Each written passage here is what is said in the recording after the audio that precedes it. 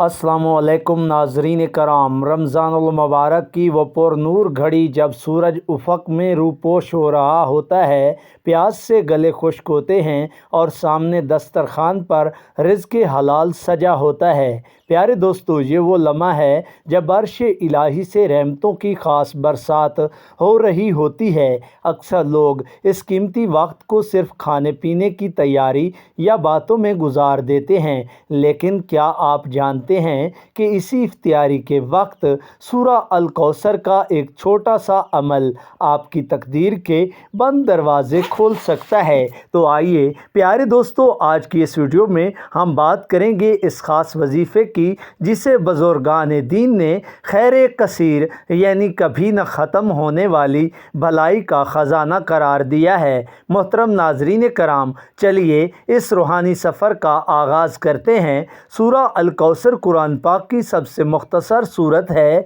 लेकिन इसकी गहराई एक समंदर की मानद है। जब दुश्मनों ने आप सल्लल्लाहु अलैहि वसल्लम को नौज़ुबिल्लाह बेनामो निशान होने का ताना दिया, तो अल्लाह रब्बुल इज़्ज़त ने ये सूरत नाजिल फरमाकर रहती दुनिया तक के लिए कसरत और खैर का वादा फरमा दिया। यहाँ एक अहम नुक्ता और तबसरा ये है कि जब हम इफ्तियार के वक्त इस सूरत को पढ़ते हैं तो हम दरअसल अल्लाह के उसी वादे को पुकार रहे होते हैं। ये महज चंद अल्फाज का तकरार नहीं है, बल्कि अल्लाह रब्बुल इज़्ज़त की अता और उसकी कुदरत पर हमारे कामिल यकीन का एक अमली इजहार है। इस बात को एक सादा सी मिसाल से समझिए। तसव्वुर करें कि एक मेहनती मज़दूर पूरा दिन तपती धूप में काम करता है और शाम को जब वो अपने मालिक के सामने उजरत लेने के लिए खड़ा होता है तो उस वक्त मालिक का दिल पिघल जाता है और वो उसे मुकर्रर मजदूरी से बढ़कर इनाम देता है। तो प्यारे दोस्तों, बिल्कुल इसी तरह अफ्तार का वक्त मोमिन के लिए यौम उजरत है। सारा दिन भूखा प्यासा रहने के बाद जब बंदा आजिज़ी की तस्वीर बनकर अल्लाह रब्बुल इज़्ज़त के सामने बैठता है तो उसकी रूहानियत अपने अरूज पर होती है। नफ्सियाती तौर पर भी जब इंसान जिस्मानी तौर पर कमज़ोर होता है तो उसका अपने खालिक से राब्ता और ज़्यादा मजबूत हो जाता है। इसीलिए कहा जाता है कि इफ्तियार से चंद मिनट पहले मांगी गई दुआ सीधी अर्श तक जाती है।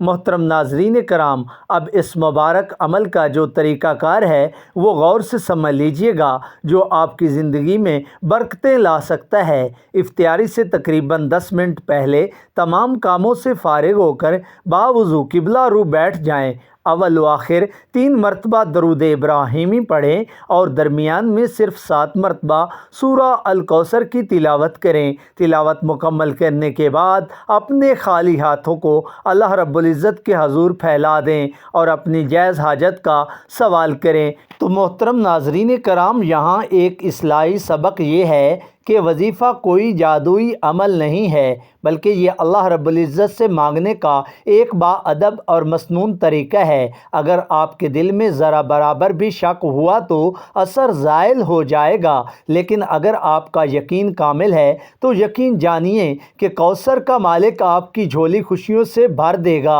नाज़रीन कराम, इस रमज़ान अपने दस्तरखान को सिर्फ़ लजीज़ खानों से नहीं बल्कि ज़िक्र इलाही की खुशबू से मुअत्तर करें। सूरा कौसर का ये छोटा सा अमल अपने मामूल का हिस्सा बना लें। इंशाअल्लाह ताला आप ख़ुद अपनी ज़िंदगी और रिज़्क़ में ऐसी बरकत देखेंगे जो अक़ल को दंग कर देगी। अल्लाह पाक हम सब की दुआओं को अपनी बारगाह में कबूल व मंजूर फरमाए। अगर आपको ये वीडियो पसंद आई हो तो इसे सदका जारिया समझकर दूसरों तक ज़रूर पहुँचाएँ और कमेंट सेक्शन में आमीन लिखकर इस दुआ का हिस्सा बने।